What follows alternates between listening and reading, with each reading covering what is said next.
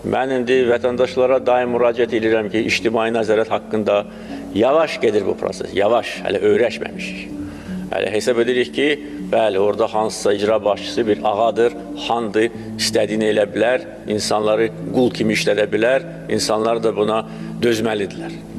Deyirəm ki, verin bu məlumatı, göndərin məktubları. İndi prezident administrasiyasında tam başqa bir vəziyyət var. O məktubları əvvəllər gizlədirdilər bəziləri. Əvvəllər kimdən ki şikayət edirlər, ona göndərirdilər. O da sonra həmən o şikayətçini əzirdi orada. İndi buna son qoyulur. Düzdür, vaxt lazımdır. Amma bu artıq tendensiyadır, bu meyildir.